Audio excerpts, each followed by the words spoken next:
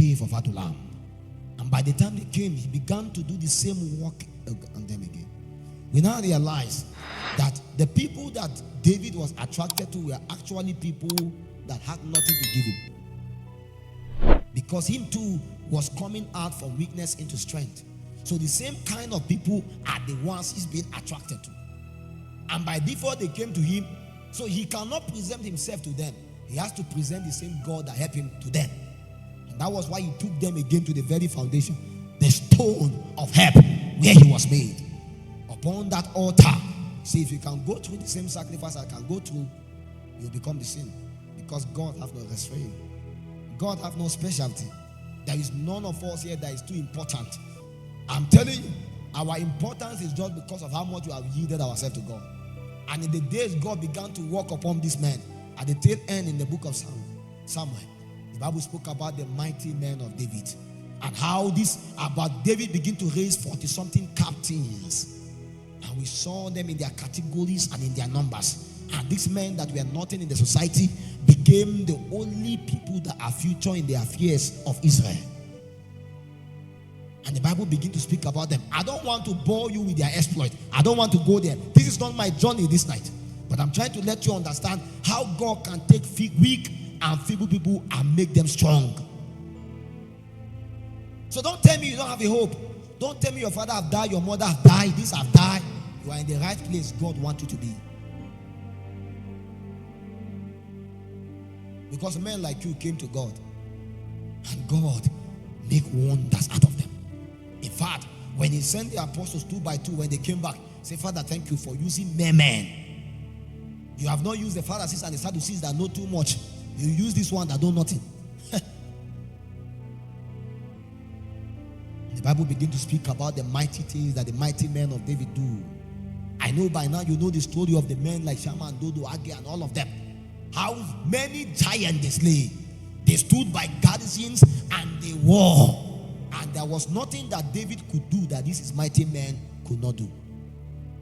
But these were men that were afraid from the beginning. These were men that were nothing from the beginning.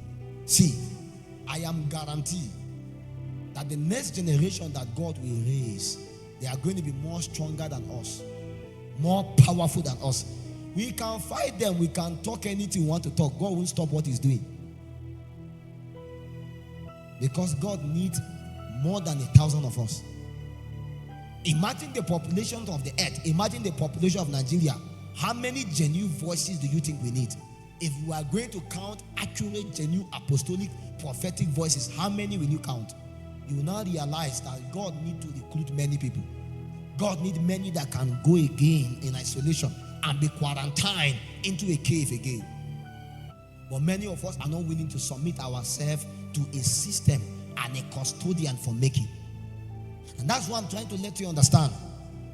The Garden of Flames Christian Center may not necessarily be your intention, but I'm just trying to let you understand that this is actually a cave where men are made out of the books. And anytime God wants to do a thing in a region, there is always a cave, an equipping center, a nexus, an epicenter where men are built. And until you find yourself within a citadel such as that, you may never survive. I don't know what other men were doing, but those that found themselves in a cave called Adullam, after a while, their life became a testimony that there was a reality of a stone of help. I don't know about those that were in the under room, but I know about the story of the few that isolated themselves to the upper room. And those that found themselves in the upper room, they found themselves within another kind of secular civilization, another kind of ecosystem that was of different advantage than those on the under room. Those on the other room were still dancing and gallivanting, but they never knew that there was a thundering upon the upper room. A numbering was going on, and yet again they were excluded and they never knew. And God was not generous enough to say, hey, there is more people actually, but they dies in the under room. Let's go there. No, because God have no restraint. He can put the strength of 10 men upon one man. He can put the strength of 1,000 upon one man. It's not because God just only want to work with those 12. It was because there were few of them that were willing to yield themselves.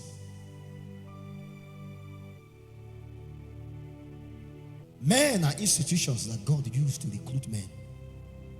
Accurate men will point you to God. They won't point you to themselves. They will teach you the same pattern of how God encountered them. When the Lord appeared to me, say, Philip Cephas, the same way I reveal myself to you is the same way I will reveal myself to the next generation.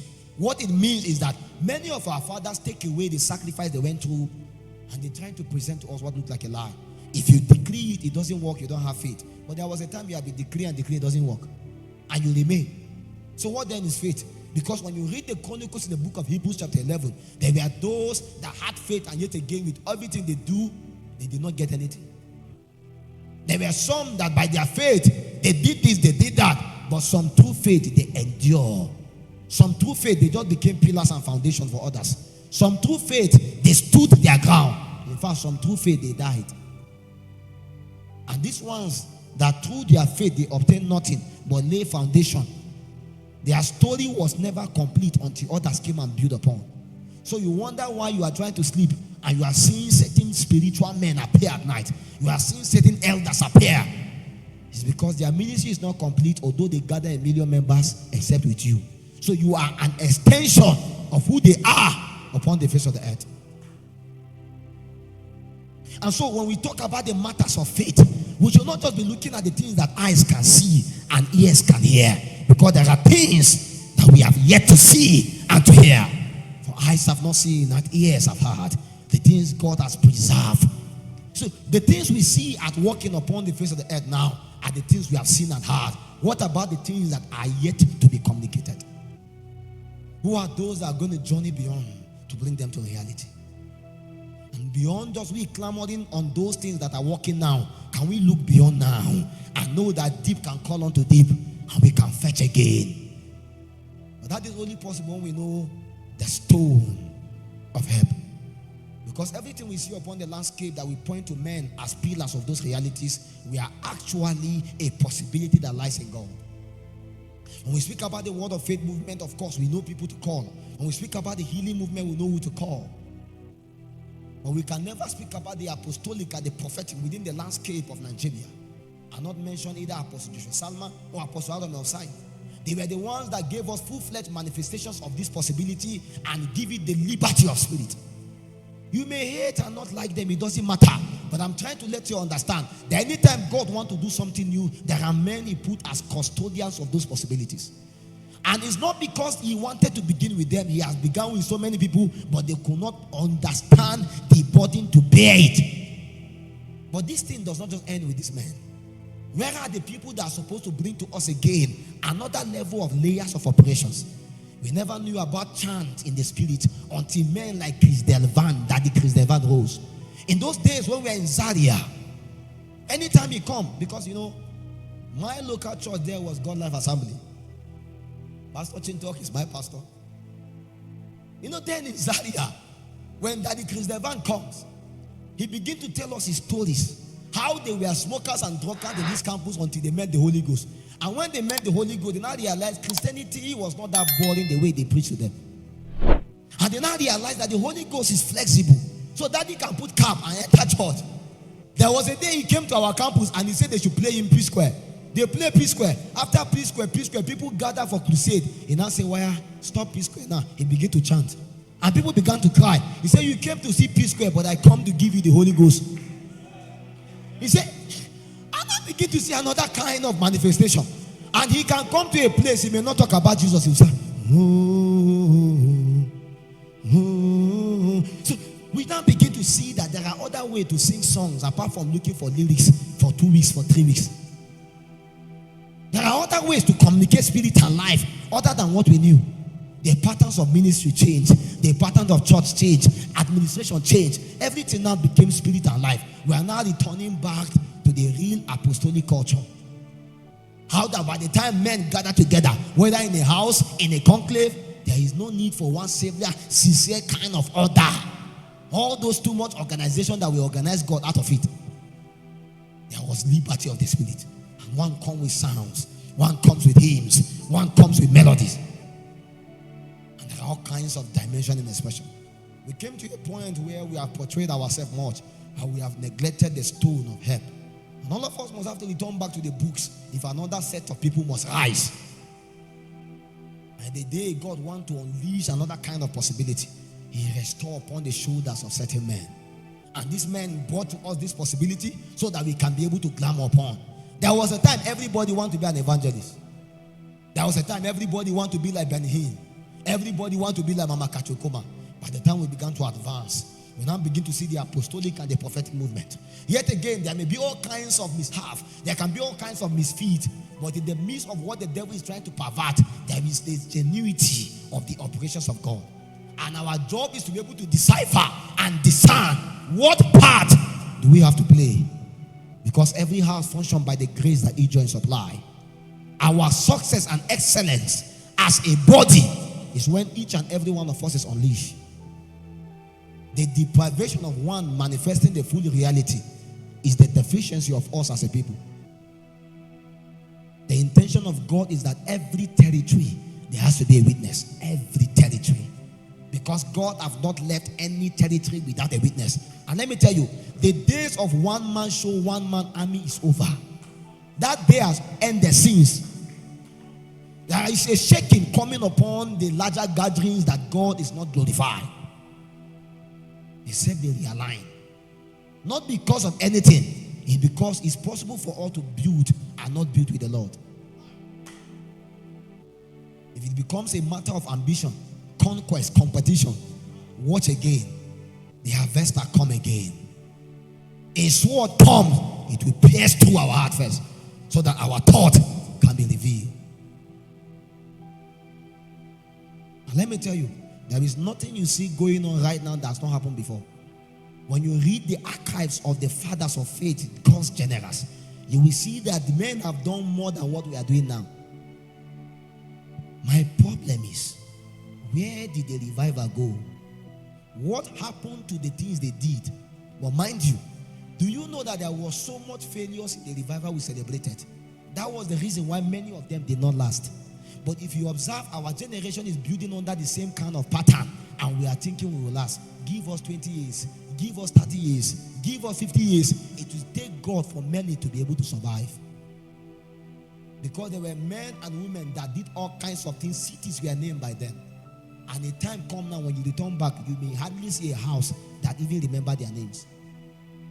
And that's why I'm trying to let you understand that God will not just stop because one man has advanced. God is interested in all of us.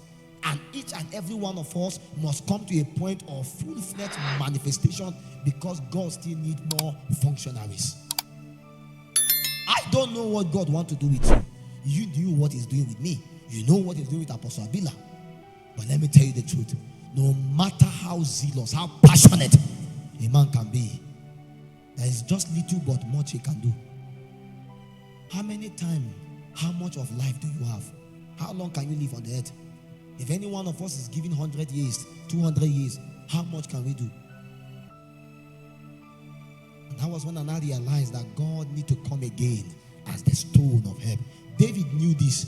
That was why he raised others to become mighty men, as arrows in the quiver of the mighty.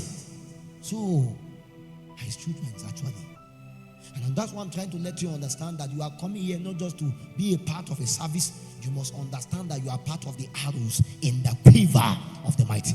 Our desire is that people will say, out of garden of flames, mighty men rose, mighty women rose. And that is what is going to bring more glory to this place, other than just that we gather in our thousands. Because at the tail end, in the day, God called the servant and said, come and rest with me, whether in the next 100 or 200 years. What will now be left of the mandate that God has given? You will now realize that there is so much casualty that need to be dealt with.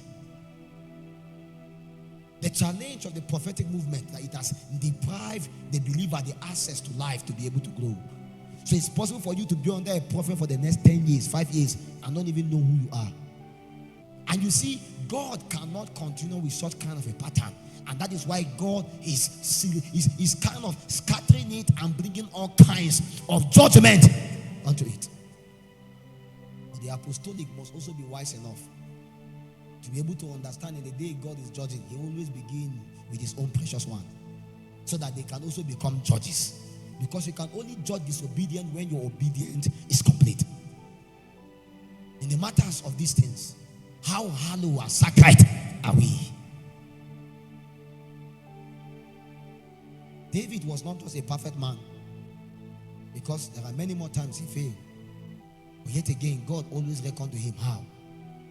Because he was a man that was contrite and broken in spirit, that at any time he always knew how to beckon upon the stone of help. I thought with his relationship with God, as a man after God's own heart, certain things should die. In the apex of who he is, he looked upon a woman, and the appetite of the flesh arose again. And he did that which is against the law and the government of God. And God said, you can ask for many women I can give you, but this one you did is an evil thing. David did not argue with God. He understand that God came to help him. That was why he spoke. I told you, anytime God speaks to you, he wants to help you. Go beyond the speaking. Don't say now you are a prophet. Look at the help coming from his speaking. Because you will survive more by that utterances. When God speaks to you, it's first of all for yourself first before others. So when he's showing you somebody's village, ask him, what about my own village? Because you may be shocked that whatsoever is telling you is actually telling another person. And so from the mirror image of what you had for yourself is what you are hearing for them. And sometimes somebody can come, he's counseling you on something, he is actually going through the same thing, but he's counseling. He neglected that what God is saying was for him first. The sermon I'm preaching is not for you, it's for me. When you come to I was in the hotel, we come. As we finish, they will play it on the TV. That's what they playing. I'm hearing it again and again and again and again. Why? Because when I start to speak, it's not me that is speaking. If I don't believe it myself, I will be deprived of the reality. Why? Because of the stone of help. When God utter, he's speaking help from the rock of salvation. Go with me to the book of 2 Chronicles 26. 2 Chronicles 26. I may just have to paraphrase many of this so that we can pray. The Bible said, then all the people of Judah took Uzziah, who was 16 years old, and made him king in the room of his father Amaziah. When you go to 7, I want to be jumping so that I can pick my point.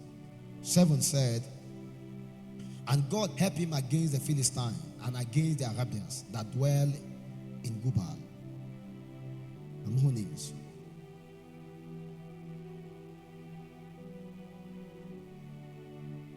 Then if you go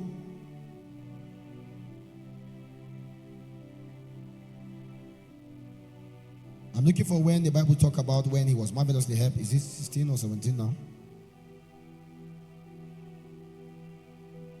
15. Are we 15? And he made in Jerusalem engines invented by cunning men to be on the towers and upon the bulwarks, to shoot arrows and great stones without. And his name spread far abroad, for he was marvelously helped till he was strong. From the very beginning, from verse 1, what we saw was that a young guy, 16 years old, was made king in place of his father. And the Bible said he was not even qualified. He doesn't even know what to do. So God had to marvelously help him. God had to find a way to help this young man to be able to do. Imagine you, 15-year-old, 16-year-old, they carry you and make you the president of Nigeria. You know the person will need help. You don't need a prophet to tell you need help. That was what happened. And now this young guy was made king, and he cannot but need help. Now he needed a stone of help. And because he needed a stone of help, he needed Ebenezer. God came and began to help him. And by the wisdom of God, somehow he was able to do well. And God helped him until this guy grew and became strong. But his problem began the day he became strong.